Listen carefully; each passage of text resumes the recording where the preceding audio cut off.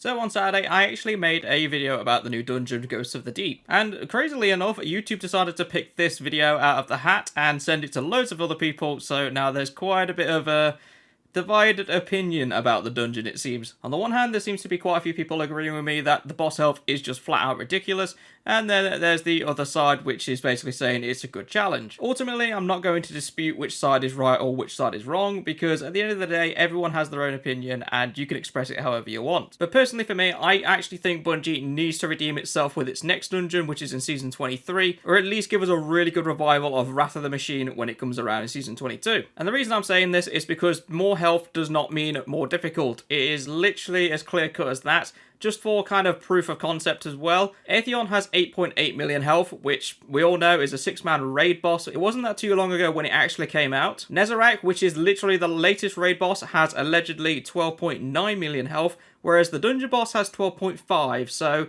if you can explain to me why a dungeon boss has the same, if not more health than a raid boss, then by all means tell me in the comments below, because I'm baffled by that. And the thing is, a lot of people actually cleared Root of Nightmares on contest mode, but the thing about that raid was, it wasn't exactly challenging when it came to the mechanics. It was either activating nodes or swapping planets, and that was literally it. But if you look at the other previous raids like Vow of the Disciple, it was much tougher just because of the mechanics behind it. But this is what's driving me mad about the PvE environment in general, because Bungie seems to think throwing out orange bar enemies instead of red bars is somehow making it more challenging, which, albeit they are tougher, but that is literally it. All you basically done is swap out one type of ad for another, and instead of it becoming a distraction, it becomes essentially a mini-boss in waves. And just in terms of Ghosts of the Deep, for example, I am perfectly fine with the Lucent Hive being there, because that is literally a mini-boss, and they are good to be in the raid for an added challenge. But when you're running around and the Knights are orange bars as well as the Acolytes, then you're taking the piss a bit. Because historically, in every single dungeon, including Spyro the Watcher,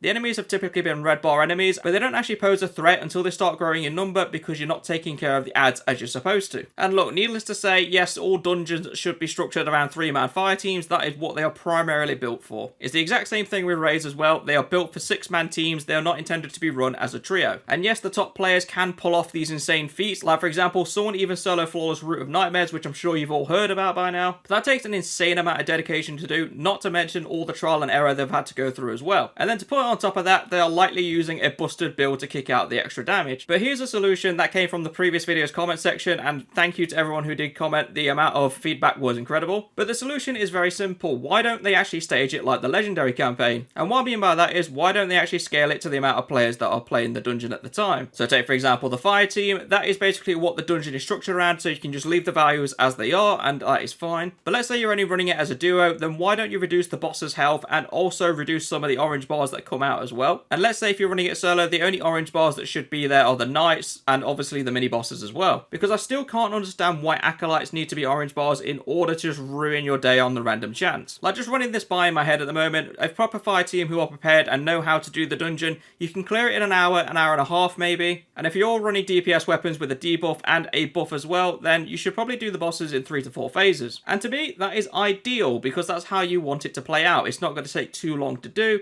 and at the same time, it's providing enough of a challenge that you actually have to stick at it. But with the same difficulty and running it as a duo, you automatically end up having to go to a 5 or a 6 phase. And I'm not even going to talk about the solo flawless clears that are on YouTube at the minute, because it is just ridiculous how long it takes for them to do it. And if you see a video about it on YouTube, just remember that these are content creators that actually do this to get the content, which means they have an insane amount of time to spare, and your average player or even your good players won't have a shot in hell. So for the love of God, Bungie, just scale the health properly for the next dungeon and don't mess around with it like you have with this, because doing a dungeon boss that has the same amount of health as Nezarec is just absolutely ridiculous. But thank you everybody for watching, and again, thank you for everyone who commented on the previous video. Let me know your thoughts in the comments below, because I genuinely don't understand why Bungie couldn't do this or why they shouldn't either. And I will see you all in the next video.